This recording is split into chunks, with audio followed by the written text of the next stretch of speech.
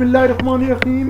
Dear students, नबी पाक सल्लल्लाहु अलैहि वसल्लम की एक हदीस है मुस्लिम शरीफ के अंदर। आप वसल्लम ने फरमाया कि लतत्तबिउन्ना सुनन मन कान क़ब्लकुम शिब्रन बिशिब्रिन व ज़िराअन बिज़िराइन हत्ता लौ दखलू जुहरा ज़ब्बिन तबिअतमुहु क़ील या रसूलल्लाह अल यहूद वन नसारा क़ाल फमन।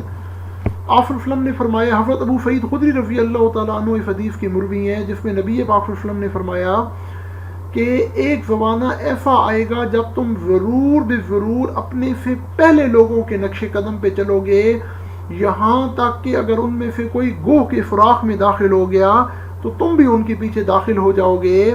सहाबा इकराम ने पूछा कि या रसूल सल्लल्लाहु अलैहि वसल्लम, अपने से पहले लोगों से आपकी मुराद क्या है, यहूद व नसारा? तो आपने फरमाया, और कौन?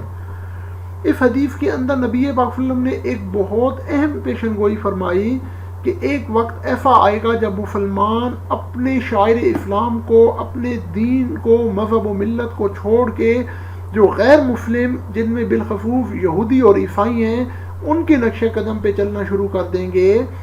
ये चीज़ बड़ी ख़तरनाक है।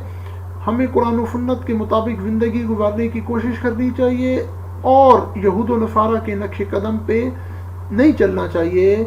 हमारी ज़िंदगी के अंदर जो जो चीज़ें यहूद व नसारा की बनाई हुई दाखिल हो गई हैं, हमें उनसे अवॉइड करना चाहिए, उनसे परहेज़ करना चाहिए। तो आज के लेक्चर के अंदर हम फॉल्स के मुतालिक डिस्कस करेंगे। तो फॉल्स के मुतालिक आपने याद रखना है कि जब भी कोई एसिड और बेस इकट्ठे रिएक्ट करते हैं तो उनके रिएक्ट करने से हमारे पास जो नया कंपाउंड बनता है, that is known as salt. उसमें हमेशा एक फॉल्ट बनता है और उसमें आपके पास वाटर बनता है, और इस प्रोसेस को हम न्यूट्रलाइजेशन प्रोसेस का नाम देते हैं। क्या नाम देते हैं? न्यूट्रलाइजेशन। न्यूट्रलाइजेशन बेसिकली वो प्रोसेस होता है जिसमें एसिड के अंदर, आपको पता है, हाइड्रोजन आइंस होते हैं। एसिड के अंदर से हाइड्रोजन आइंस और बेस के अंदर से हाइड्रो ऑक्साइड आइंस, ये आपस में मिल के 1 मोल ऑफ वाटर पैदा करते हैं। That process is known as neutralization. तो फॉल्ट की डेफिनेशन आपने ये याद रखनी है कि whenever an acid and base react together they form a compound that is known as salt. जी, तो स्टूडेंट्स, आपने इसकी जो ब्रीफ डेफिनेशन याद रखनी है ना फॉल्ट की, वो ये है कि a substance that is produced by the reaction of an acid with a base is called fault. ठीक है जी, कि जब भी एक एसिड और बेस रिएक्ट करते हैं तो उसके रिजल्ट में हमारे पास फॉल्ट बनता है। अब हम इसकी कुछ एग्जांपल्स देख लेते हैं। आपको कम से कम इसकी 2 एग्जांपल जरूर याद होनी चाहिए। आप एक एग्जांपल देखें कि सोडियम हाइड्रोक्साइड जो है ना, when it reacts with hydrochloric acid, तो उस वक्त आपके पास सोडियम क्लोराइड बनता है और सेकेंड आपके पास वाटर बनता है। ठीक है जी, तो ये एक सिंपल आपके पास रिएक्शन है। ठीक है, आप एक और रिएक्शन देखें। अगर हम H2SO4 ले लेते हैं, H2SO4 सल्फ्यूरिक एसिड, ये रिएक्ट करता है सोडियम हाइड्रोक्साइड के पास, NaOH के साथ। तो अब आपके पास क्या बनेगा? Sodium sulphate, Na2SO4 plus H2O। ठीक है, तो अब ये आपके पास जो 2 कंपाउंड्स बने हैं ना, ये NaCl, ये भी फॉल्ट है, Na2SO4, ये भी फॉल्ट है। ठीक है ना। अब HCl आपको पता है ये एसिड है और NaOH ये आपके पास बेस है। अगेन H2SO4 ये एसिड है और NaOH क्या है? ये बेस है। यानी जब भी एसिड और बेस इकट्ठे रिएक्ट करेंगे तो उसके रिजल्ट में आपके पास फॉल्ट बनता है और वो complete neutralization of 1 mole of water के रिजल्ट में बनता है। अच्छा, इसमें एक चीज़ और याद रखिएगा कि जब भी कोई फॉल्ट बनता है ना, फॉर एग्जांपल NaCl ले लें, सोडियम क्लोराइड, ठीक है ना, इसको आप टेबल फॉल्ट का नाम देते हैं। ये जो हम घरों में नमक खाते हैं ना, इसका जो केमिकल फार्मूला होता है वो NaCl होता है, टेबल फॉल्ट। ठीक है, तो अब इसके 2 कंपोनेंट्स हैं। ये जो फर्स्ट कंपोनेंट है ना, it comes from the metal, ये अल्कली मेटल या बेस से आता है। और सेकंड कंपोनेंट, और ये जो फर्स्ट कंपोनेंट है ना, ये पॉजिटिवली चार्ज होता है। सेकंड कंपोनेंट जो है ना फॉल्ट का, हमेशा वो नेगेटिवली चार्ज होता है। तो ये पॉजिटिवली चार्ज कंपोनेंट जो है ना, ये हमेशा बेस से या अल्कली मेटल से आता है, जबकि ये सेकंड कंपोनेंट जो है ना, it always comes from the aphid. ये हमेशा कहाँ से आता है? एफिड के अंदर से आता है। तो अपनी इंफॉर्मेशन के लिए आपने ये भी याद रखना है, ठीक है। तो now come to the different types of aphids. तो अब हम थोड़ा सा टाइप्स ऑफ एफिड्स को डिस्कस कर लेते हैं जी। तो स्टूडेंट्स, टाइप्स ऑफ फॉल्ट्स के मुतालिक आप बेसिकली याद रखिएगा कि there are 3 basic types of salts जो कि आपकी बुक में डिस्कस किए गए हैं। तो सबसे पहले जो है these are the normal salts. Normal salts कौन से होते हैं? The salts which are found by the complete neutralization of an acid and base. एक एसिड और बेस की कंप्लीट न्यूट्रलाइजेशन की रिजल्ट में आपके पास जो फॉल्ट बनता है that is known as normal salt. आप अगर इसकी एग्जांपल्स देखें नॉर्मल फॉल्ट्स की, तो ये वही एग्जांपल्स हैं जो कि मैंने अभी आपसे शेयर किए हैं। इसके अलावा भी बहुत सारी एग्जांपल्स हो सकती हैं, आप उनको कर सकते हैं। फॉर एग्जांपल हाइड्रोक्लोरिक एसिड जो है ना, when it reacts with sodium hydroxide, अभी हमने ये एग्जांपल पढ़ी थी। तो हमारे पास NaCl आ जाता है, सोडियम क्लोराइड एंड H2O। देखिए अब यहाँ पे जो आपके पास ये सोडियम क्लोराइड बना है, ये complete neutralization of an acid and base बना है, यानी जो आपके पास सॉल्ट बना है उसके अंदर फर्दर कोई रिप्लेसेबल हाइड्रोजन आयन या हाइड्रोक्साइड आयन मौजूद नहीं है, ठीक है। तो ये नॉर्मल फॉल्ट है। आप इसकी एग्जांपल ले सकते हैं, आप ले लें इसमें नाइट्रिक एसिड ले लें, HNO3 प्लस पोटाशियम हाइड्रोक्साइड ले लें।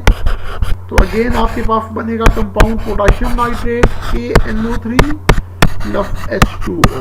तो बहुत सारी एग्जांपल्स हैं जो कि आप ले सकते हैं। अच्छा, इसमें आपने पेपर में जब ये एग्जांपल्स मेंशन करनी है तो बैलेंस्ड केमिकल इक्वेशन आपने लिखनी है। अगर आपकी इक्वेशन अनबैलेंस्ड हुई तो आपको आधे नंबर कट जाएंगे जी। तो नेक्स्ट आपके पास जो टाइप ऑफ फॉल्ट आ जाती है, these are known as number 2 acidic salt. Acidic salt कौन से होते हैं?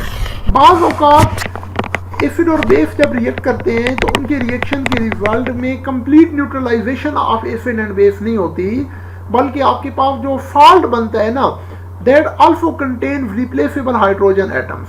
अगर आपके फॉल्ट के अंदर अभी फर्दर रिप्लेसेबल हाइड्रोजन एटम्स मौजूद हैं जो कि डिकम्पोज होके उस फॉल्ट के अंदर से फर्दर रिमूव हो सकते हैं, तो ऐसे फॉल्ट्स को आप क्या कहते हैं? एसिडिक फॉल्ट कहते हैं। एसिड की निशानी याद रखिएगा हाइड्रोजन, और बेस की निशानी हाइड्रोक्साइड। यानी अगर फॉल्ट के अंदर अभी हाइड्रोजन मौजूद है, हाइड्रोजन एटम्स आ रहे हैं, तो इसका मतलब यह है कि ये एसिडिक फॉल्ट है, ठीक है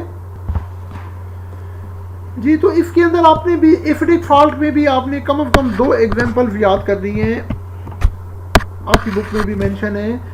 first of all alkali metal है sodium hydroxide, when it reacts with a weak acid, आपके पास एक वीक एसिड होता है carbonic acid, this is carbonic acid.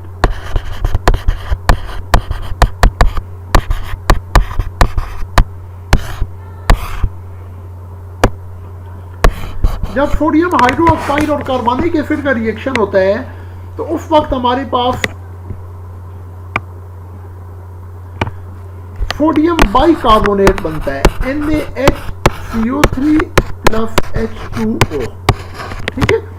तो अब ये जो आपके पास रिएक्शन बन गया है, इसमें अब आप अगर गौर से देखें तो ये जो आपके पास सॉल्ट बना है ना sodium bicarbonate, it also contains replaceable hydrogen atoms. अभी इसके अंदर रिप्लेसेबल हाइड्रोजन एटम्स मौजूद हैं, इसीलिए हम इस फॉल्ट को क्या कहते हैं? एसिडिक फॉल्ट कहते हैं। This is sodium bicarbonate. इसको आप सोडियम बाइकार्बोनेट भी कहते हैं, सोडियम हाइड्रोजन कार्बोनेट भी कहते हैं जी। तो एक और रिएक्शन है इसी तरह, अगर सोडियम हाइड्रोक्साइड जो है ना, it reacts with phosphoric acid H3PO4, this is phosphoric acid. ये जो इंपॉर्टेंट कंपाउंड आ रहे हैं इनकी आप केमिकल नेम्स भी याद करें। जब आपको केमिकल नेम याद होगा तो फिर फार्मूला याद करना आपके लिए बहुत आसान हो जाएगा, ठीक है। तो जब सोडियम हाइड्रोक्साइड फास्फोरिक एसिड के साथ रिएक्ट करता है तो हमारे पास सोडियम बाइफॉस्फेट और वाटर बनता है, NaH2PO4 प्लस H2O जी। तो स्टूडेंट्स, हमारे पास फॉल्ट की जो थर्ड और लास्ट टाइप आ जाती है वो है बेसिक फॉल्ट। तो अगेन याद रखिएगा कि बेसिक फॉल्ट कौन से होते हैं? ऑल दो faults which contain replaceable hydroxide atoms in the formula, these are known as basic fault. Again acidic fault की तरह बेसिक फॉल्ट जो है ना, ये भी इनकम्प्लीट या partial neutralization of acid and base के रिएक्शन में बनते हैं। और आपका जो फॉल्ट होता है ना, फॉल्ट के अंदर replaceable hydrogen atoms, hydroxide atoms जो है ना, वो मौजूद होते हैं।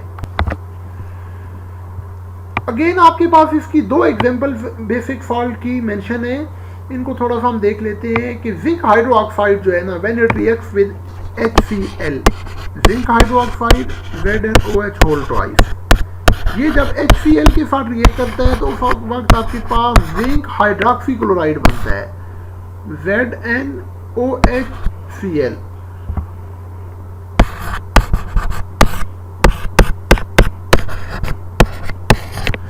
अगेन आप इस फॉल्ट को देखें तो इस फॉल्ट के अंदर आपके पास ये OH ग्रुप मौजूद है। रिप्लेसेबल OH ग्रुप अगर मौजूद हो तो इसी वजह से आप इस फॉल्ट को बेसिक फॉल्ट कहते हैं। सेकंड एग्जांपल आप जी, इसी तरह अगर लेड हाइड्रोक्साइड है,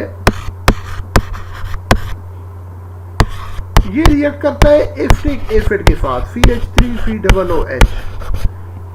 ये फार्मूले आपने थोड़े से याद रखने हैं। This is lead hydroxide, lead hydroxide, ये रिएक्शन करता है एसिटिक एसिड के साथ।